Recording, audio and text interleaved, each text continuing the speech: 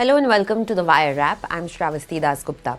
Amid severe criticism of invasion of privacy, the union government earlier this week reversed its direction to smartphone companies and manufacturers to pre-install the government-backed cybersecurity software Sanchar Saathi on people's phones. Now, thousands of passengers, meanwhile, have been left in the lurch across airports in India as IndiGo has cancelled hundreds of flights in the last few days.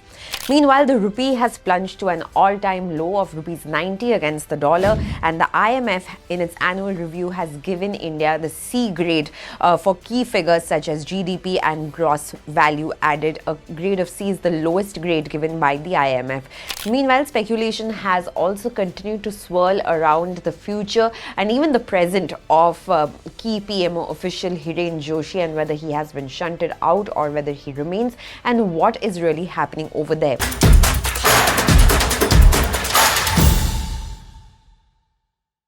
To discuss all this, I am being joined by Sanjay K. He is a senior journalist, and Deepanshu Mohan. He is Associate Professor of Economics and Director, Center for New Economic Studies, Jindal School of Liberal Arts and Humanities in the OP Jindal Global University. Thank you so much for joining us. Let's get started with the government's U-turn on the Sanchar Saathi app. The government, even in the Lok Sabha, defended the pre-installation of this app. And just to tell our viewers that there was a lot of uproar over this because the direction to smartphone companies and manufacturers was issued secretly on November 28th, and that became public only later after Reuters published a report on it. And then the government put out a PIB release in which said that this direction has indeed been issued. This led to a huge uproar from civil society groups as well as privacy and transparency activists, but most importantly, telecom giants like Apple and Google also expressed their unhappiness over this directive. And just a few hours after Union Minister Jyotiraditya Scindia defended the Sanchar Saathi app in the Lok Sabha, the directive was removed. Now, I want to ask you, we saw Jyotiraditya Scindia defending the app in Parliament, saying that there cannot be any snooping, there will never be any snooping. And just a couple of hours later, the direction was withdrawn and we were told that there will be no mandatory pre-installation of this particular app on any of these phones. So what explains this sudden U-turn from the government? For a moment, let's forget Sanchar Saathi. It is not a question of one incident. It's a question of credibility crisis for this government. Suppose we remove this controversy, we forget this controversy. What was the image of this government? What was Pegasus? What was the government's response to Pegasus? The government refused to answer a simple question. Did they purchase this military software? They did not answer this in Parliament. They did not answer this in Supreme Court. Judges, journalists, politicians, leader of opposition, everybody was spied upon. What is the outcome? What was the government's response? Did the government want to offer a remedy? No. The government wanted to brazen it out. Forget Pegasus. What was the government's response to the privacy judgment in Supreme Court? The Attorney General told the Supreme Court that citizens do not have an absolute right on their body and life. This is supposed to be one of the most important judgments in pre-independent history, post-independent history. Privacy is a fundamental right. That was opposed by this government. Forget this judgment. What about that draft encryption bill in 2015? Which created ruckus among the youth about net neutrality and WhatsApp and all this. Forget this also. What is the track record of Narendra Modi and Amit Shah before their hegemonic control over Delhi was established? When they were in Gujarat, maximum cases of snooping in the country. They filed an affidavit in the High Court there that thousands and thousands of people, their phone is being tapped. We know about the famous case of snooping an innocent girl. One IG level officer was shocked to find that without his permission, without the knowledge of the SP, the policemen were calling for the call records of ordinary citizens. The opposition leaders, the Congress leaders in Gujarat, they have been telling us that we keep changing our phones every week, but still there is surveillance. Suppose one businessman will give some small donation to the Congress and he will get a phone next day. It's a surveillance culture that they have promoted. So I can tell you that Sanchar Saathi app had some good features, but because they had a very pathetic track record, because of the credibility crisis, this kind of storm, political storm, erupted. So this government, particularly the top two, Modi and Shah, they should understand why people are reacting in certain way. And Sanjay Jha is raising the point of credibility crisis, of course, going back to the Modi Shah years in Gujarat. But the government in parliament brushed aside all these privacy concerns. But the question is, can the U-turn only be attributed to the resistance this faced from civil society groups and privacy experts, or was it Apple and Google saying that they will not be conforming with this and they would speak to New Delhi about this? So was it good business sense to just withdraw? Yeah, absolutely right. I mean, one of the big issues with beyond the political crisis is a crisis of stakeholder participation when policies and directives are issued. This is a sort of a Delhi technocratic consensus which issues orders, does not consult business stakeholders. There is on one side a projection of an image um, between the government and the business community that we are open to the possibility of greater investment across sectors. I mean, telecommunications has been part of the big part of the Make in India project. But what you're facing right now is a crisis not just of credibility, I would probably say, but also a crisis of a lack of understanding of the core issues within not just say cybercrime complexity, which is a very complex ecosystem. I mean, on Sanchar Saathi itself, much of the experts who were cybersecurity experts said the most of what the app will be able to do is detect fake handsets. But if you really look at the major problem, a lot of the problem in cybercrime is less related to the handsets, but more on the user interface and the platforms.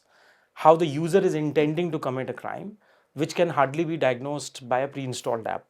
Now, which means there is a very little consultation even on the issue that you're trying to diagnose. Now, if you leave aside these issues also, the way these directives get, I mean, so we give a lot of credit to this government about how good it is in communication, narration, projection, rhetorical projections of news and items. I probably would say that it is one of the worst communicators of policy directives. We know this from a good 12 years of a credibility crisis in even the policy making arena. I mean, we can't forget, of course, you go back to pre demonetization period, post demonetization, there has been the intent of what you want to do versus what are the steps you are taking and what you actually end up doing.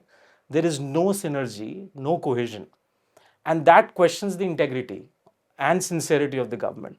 So it's not just opposition. I mean, those who would be outside the political spectrum, Apple, for example, has clearly said no. Now, you are on one hand trying to encourage Apple, Samsung, Google, all of these companies to put foreign direct investment in India at a time when they're looking for alternatives beyond China. And then you have what you would see an authoritarian diktat. So it doesn't separate you from the Chinese establishment in that sense, of not having consultations and then giving you a clear projection of a policy directive which is not consistent with your own rules. Right. While all of this is happening, thousands of passengers across the country have been left in the lurch as hundreds of IndiGo flights have been cancelled over the past couple of days. Just on Friday, IndiGo has said that about 400 flights have been cancelled at the Delhi airport. Remember, Delhi is a key airport which connects airports across the country and even international flights. Now, the reason that is being attributed to this is the new FDTL norms that have come into effect in November. But questions also being raised about the duopoly in the aviation sector that has resulted in the crisis and the government's role in allowing this to take place. The government in the Rajya Sabha has said today that the aviation minister has been apprised of this issue. We saw images of the aviation minister speaking to representatives from IndiGo and saying that we have communicated that there is a crisis and we have told them that this needs to be sorted. But people are calling for action from the government. How do you see the government's response, where it is essentially passing the buck to IndiGo, but questions are being raised about how such a private carrier was allowed to kind of hold a monopoly over the aviation sector? Before coming to IndiGo, there is something very important about this Saathi which I want to add. Sure. The questions are related to the fundamental approach to politics. Whether this government wants to strengthen individual freedom, transparency, that is the question. Did they strengthen RTI? They strangled RTI. The Prime Minister goes, one of the most important states of India, to Bihar and tells the people that a bogus issue like Ghuspetia is your main challenge, your main concern. That politics of deception is the crisis. And that's why whatever they do, people develop suspicions.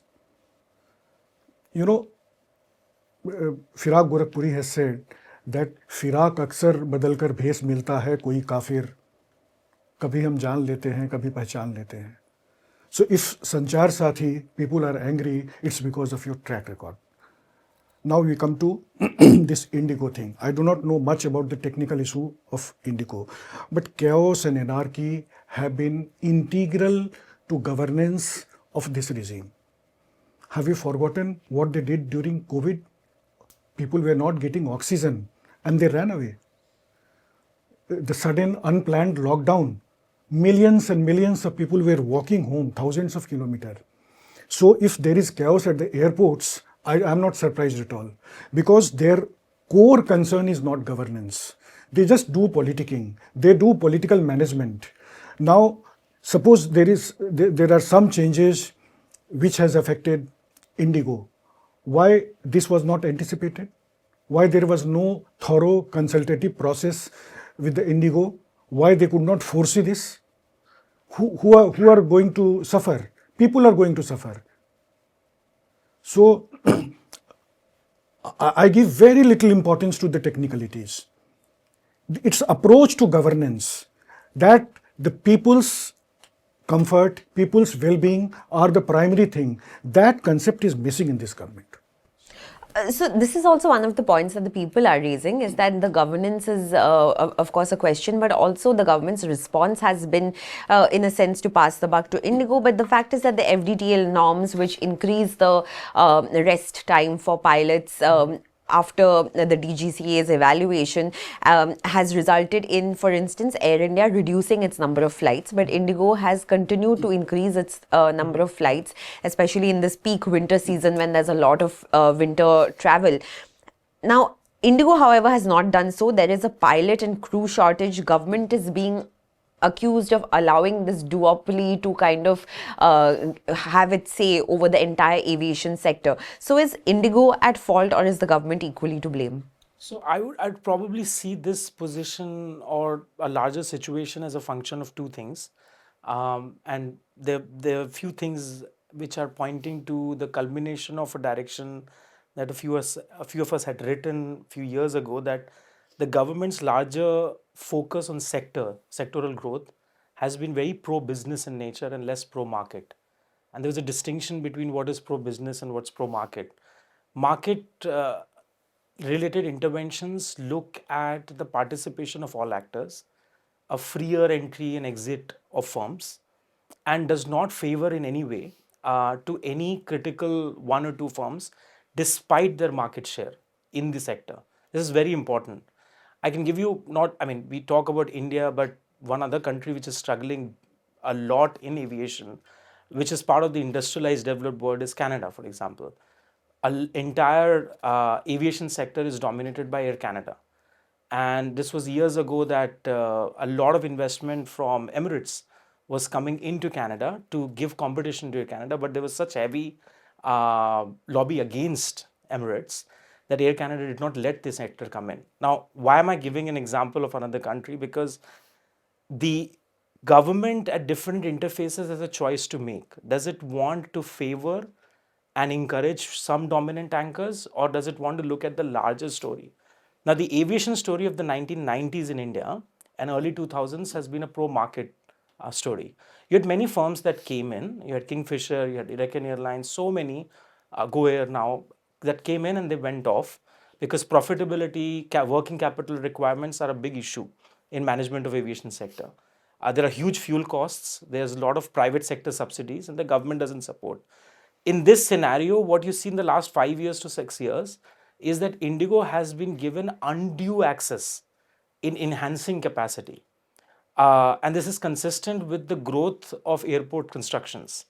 You can actually see that any new terminals that are coming or any new airports are coming, IndiGo has been given discretionally a lot of capacity. So when you're giving a lot of capacity, you have a profit motive to expand despite you not having the enough resources. So the human capital shortage or the personal management issue is consistent now as a function of what Air India faced. Air India had a dominant position because of a pro-government ideology, and as a result, Air India always had human resource problems. Now you have an IndiGo situation. So I think what is the lesson that needs to be largely learned is that whether it's aviation or a very good performing sector, which otherwise may be doing very well, the moment you pivot towards a pro-business ideology in policy making arena, you will engage in some degrees of crisis, if not immediately, eventually. The final sort of issue, I think, on this point would be IndiGo would lose a lot of capacity over time. It would allow then again a new space, and the government would have an opportunity to encourage a new player. Given the track record of the current government, what it does is it safeguards the interests of dominant anchors. And we know this through energy sector, the Adani sort of Ambani, duopoly of sorts. And in most cases, it protects those who are dominant anchors. And then it gives the dominant anchor a good excuse to continue the crisis for a prolonged period. So I may not see this crisis in IndiGo as a temporal situation. You might see more of such cancellations and delays becoming more common over time. And that may be consistent, not just maybe with IndiGo, but other airlines wherever you would have a dominant position.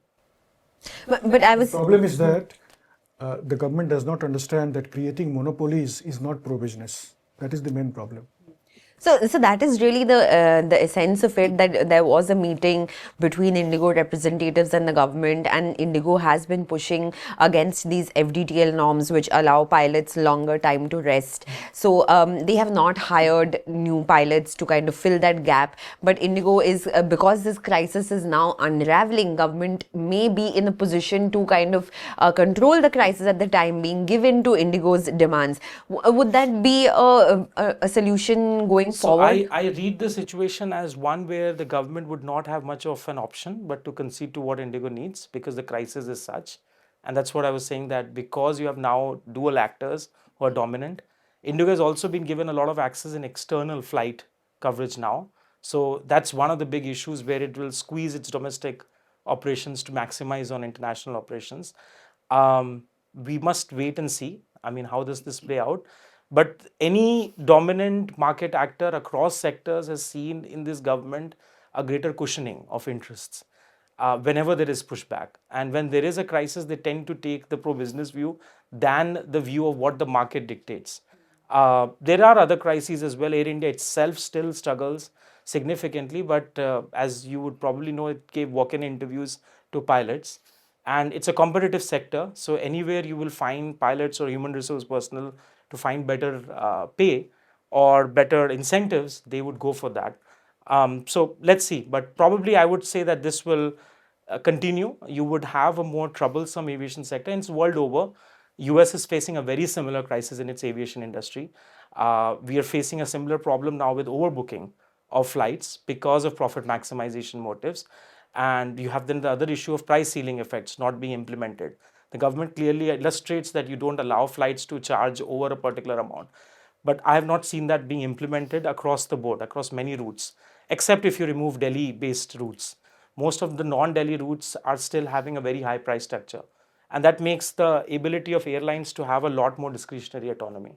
Right. So even as all this is happening, the rupee has hit an all-time low of rupees 90 against the dollar, and the International Monetary Fund, which is the IMF, has given India's national account statistics, which includes data such as GDP and GVA, its second lowest rating, which is the C grade. The low grade means that the available data has some shortcomings that somewhat hamper surveillance. The IMF has said in its annual review of India's economic framework. Before I come to you, Sanjay, I want to ask Deepanshu, what does this falling rupee really mean? Okay. So, good question. I mean, a falling rupee tells two parts of the story. One is that you always look at a currency with respect to another currency. So, a stronger currency always. So, if the demand for dollar goes up, the value of rupee would naturally come down. That's the sort of more clear cut explanation. Now, why the value of dollar is going up? It's going up because in the Indian scenario, we're facing right now a very troubled relationship with the US. The dollar is also reserve currency. So we need to keep lot of dollar reserves. India, when it faced its classic 91 financial crisis, it was a classic forex crisis, which is a crisis where we didn't have enough reserves to pay for our imports.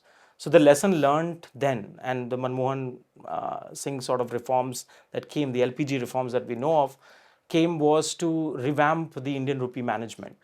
And if you see the last 3 decades to 4 decades, the entire management of the rupee was done to manage the capital account, which is to get or make India a more favorable destination for investment. The value of the rupee was not kept to align manufacturing interest, that is to export more of Indian products abroad. This is very vital because if you look at South Asia or most of the Asian currencies, they have been managed to give industrial sector a more leeway, which is that you can export more freely. So we are right now seeing a position where demand for dollar has gone up. There's a lot of imbalance. A lot of that is a function of the political economy of relations between India and US. It is also a function of how the dollar is behaving on its own. It's been strengthening, it's been very volatile, and India has no option but to give, and that's what the RBI has been doing. It's not a recent thing. We are seeing this effect in the last 3 years to 4 years. In fact, if you see the jump between 80 to 90, the valuation of rupee, this has happened, I think, in less than 3 years. The jump between 70 to 80 happened in 4 years. 60 to 70 in valuation happened in 5 years. So this is the fastest decline in valuation. I don't think the central bank can do anything more, which is what it has taken a position now. If you would see the recent report by Reuters where the central bank source has spoken, they have conceded that the RBI will not do more. There's a reason. $10 billion have been spent in currency swaps, and you have now over only $695 billion in reserves left for the RBI to manage. So any intervention by the RBI to pump more dollars so that its demand stabilizes will only affect the reserves negatively. Now, why is the RBI concerned? This is very important because our foreign direct investment into India has been slowing down. We're not receiving enough foreign investment, which means somewhere the Indian growth story is not selling very well. There is something else which is very interestingly happening, and a few of us again on this I've been writing about that the FIIs, which is institutional investment, which we call as hot money, has been pumping out of India. So there's less money coming in, but more going out. What does this mean? So in this year alone, $17 billion of FIIs have gone out of India. Now, this is not a good trend because what it says is that those who were investing in Indian equity market or Indian stock market are losing faith in Indian companies and macro fundamentals. Now, this is quite bizarre because you would say that, well, growth story is very robust. It's 8.2%. A lot of things are looking good. But behind the numbers, the business and firm situation is not showing a very good, positive, robust growth. And that's very clear from the foreign investor market. So the two reasons for the rupee sort of collapsing, one, which I said, is the mismatch between the dollar demand. The rupee management has been kept to the capital account management. It is pivoting now towards what is called as current account management. To just simplify this, what it means is uh, Indian government wants Indian exporters to export more, but the government does not realize that exporters export what they are importing more from, which is that what we are manufacturing right now, we're using a lot of the parts in manufacturing from imports. And as a result, like an air conditioner or anything that you buy or you sell, a lot of that parts are coming in from other countries. So our imports are higher than exports. So current account deficit has widened despite all the subsidies the government has given at the cost of revenue expenditure, which is on welfare programs. So all of these schemes have not helped. You have a situation now, the rupee is collapsing, the RBI would not intervene. I would not be surprised that this touches 100. I mean, I've been having a discussion the next 2 years or 2.5 years. You might see the rupee collapsing even further because the ammunition and what we call as traditional monetary policy toolkit is very limited. There was only one institution that can insulate us against any shocks, that's the RBI. And the RBI has now taken a call on this because it has been managing a tightrope act amongst all this volatility. Now, what could make things worse? This is very important for viewers, which is if the oil price contestation, which has been the bulk of the India, US, Russia story, if oil prices go up, which is the bulk of India's import basket, we have been very fortunate in the last, I think I would say 5 to 6 years, from pandemic and post-pandemic, to not be paying more for oil. We've been paying a much, much more competitive and lower price. And in the past, rupee's value have always come down when the fuel cost imports have gone up.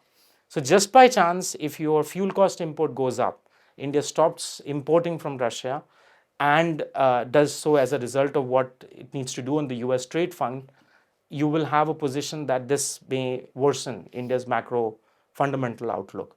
So that's a sort of a snippet of what is happening. Deepanshu has painted a very grim picture, and and this grim picture is not reflected in our politics in any way, because we earlier, as you would remember, that during the UPA government there was huge protests over the falling rupee. At that time, the rupee was close to 50 rupees, if I'm not wrong, and right now it's touched 90, and there has been some commentary on it by opposition leaders, but generally there has been a silence, and government obviously has not come on board to say anything about this. So is the falling rupee not a concern for us politically? See, one good thing about it is that this crisis is being analyzed in terms of economy.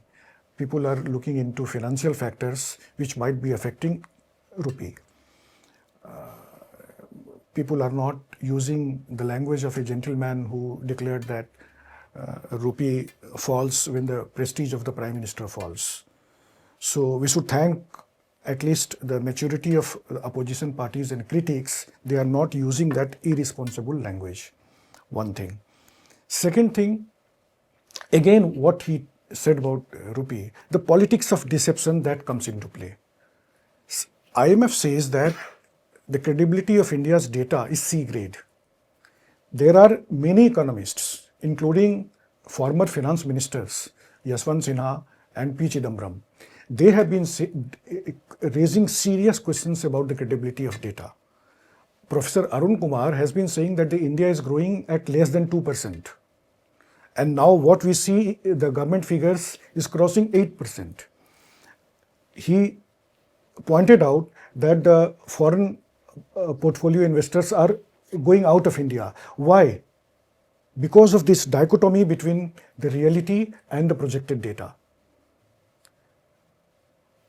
If the Prime Minister or this government thinks that they can fool this country, this world, that the fundamentals of our economy is good and get away with it, I don't think in this globalized world this is going to happen. India will have to pay the price if there are serious problems in economy. So I must add something here, that the finance minister recently responded to the IMF I was very troubled by that because IMF.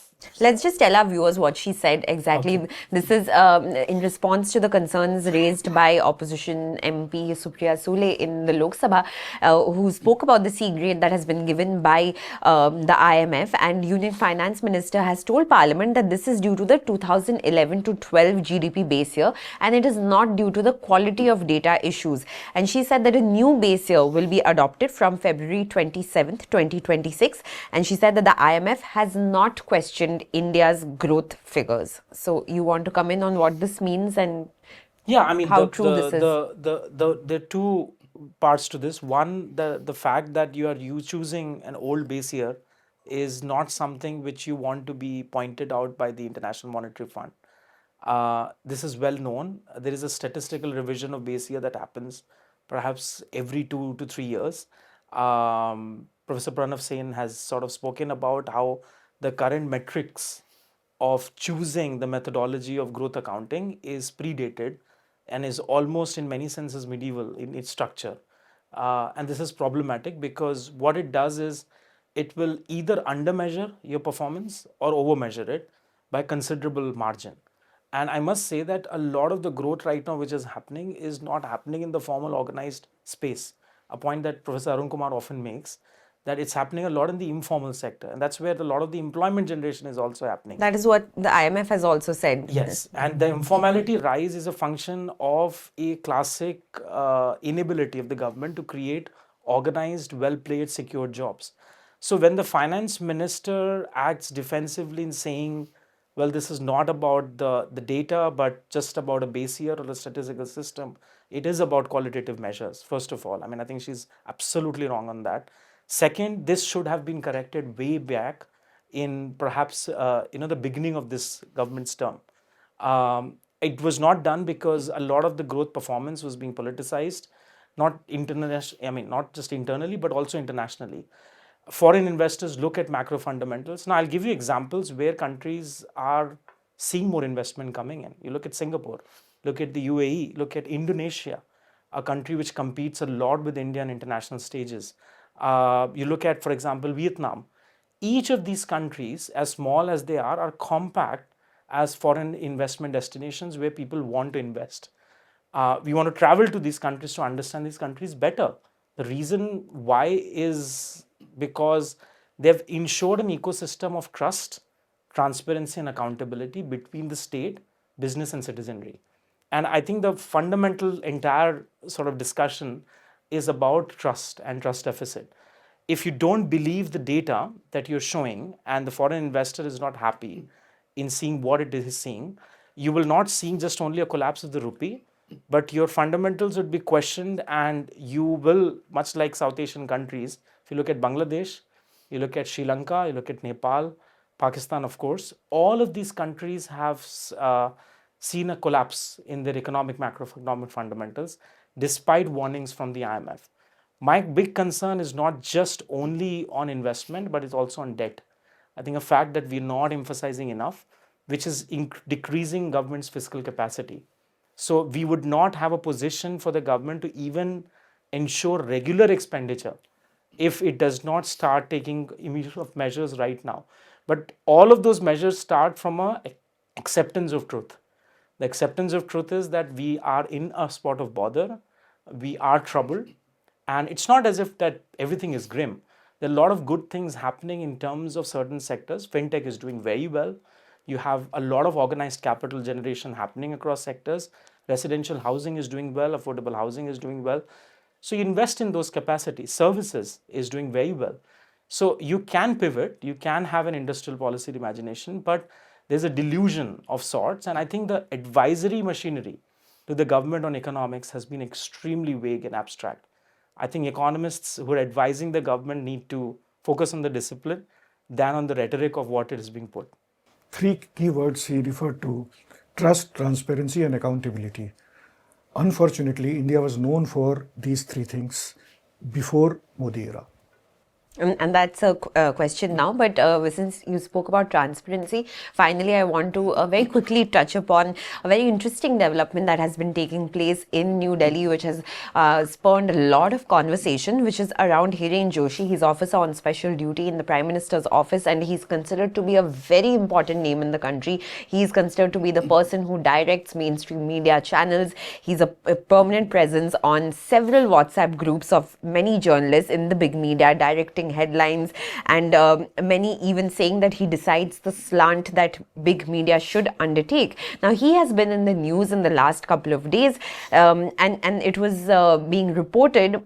I won't say reported, but it was being spoken about that he has been silently benched and that he had disappeared from these WhatsApp groups. But now some journalists are saying that he has returned after November 24th and he has made a comeback. But that has also provoked another round of speculation and more interest. Now, the Congress had raised this in a press conference, which was not reported by anybody except perhaps one digital media outlet, and The Wire had also reported it, but mainstream media completely ignored it. At the same time, the sudden resignation of the Prasar Bharati CEO, Navneet Sehgal, has also been accepted within 24 hours, which is again a significant departure in the otherwise opaque communication system and the machinery of the Modi government. So I want to ask you, what really is happening? Is Hiren Joshi in the government, not in the government? What are these whispers and murmurs and speculation all about?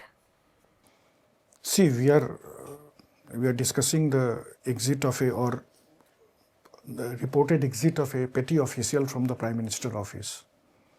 This country has seen far worse. The Vice President of India was kicked out unceremoniously under mysterious circumstances, and even now, months after the incident, India does not know what actually went wrong. So a lot of people are saying that Hiren Joshi has been done a dhankar. Is that correct? Yeah. No. It's far worse. Why I'm telling you. But your question is very depressing. It troubles me a lot.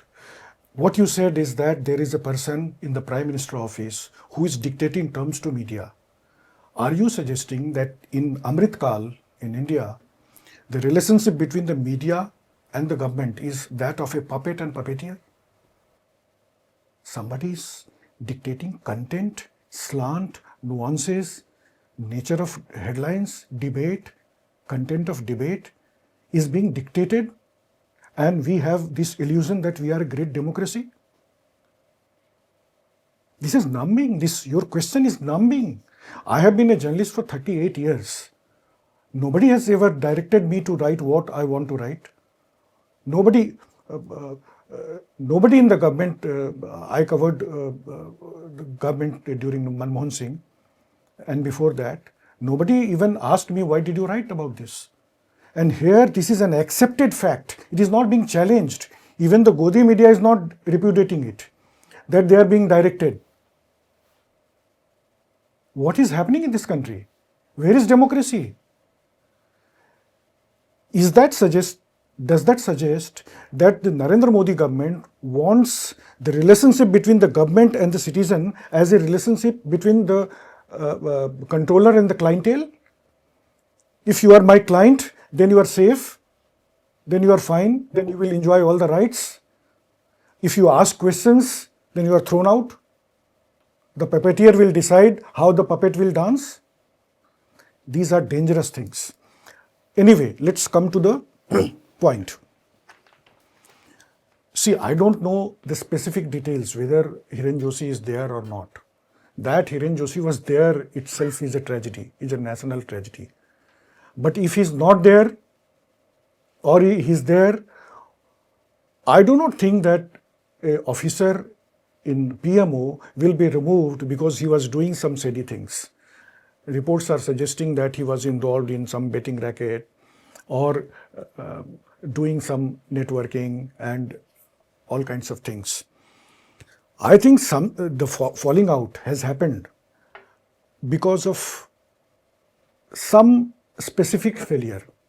The task he was given, he might not have been able to accomplish, or his use is over. The Prime Minister wants to bring somebody better. This falling out is shady. Why I'm using this word shady? Because we don't know. We were not told what happened to the Vice President, Dhankar. So you have created suspicions in this country. You have created this kind of murky atmosphere. Now, there are other resignations of Navneet Sahgal and all. And all these things are being linked to this Hiren Joshi's wider frame of reference.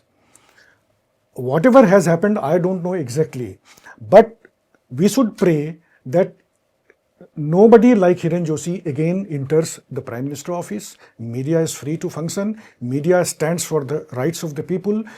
Media समाज के लिए खड़ा हो, सत्ता के लिए नहीं. Let's pray for that. All right, on that note, we'll leave it at that. Thank you so much, Deepanshu and Sanjay, for joining us on The Wire, and to our viewers for watching.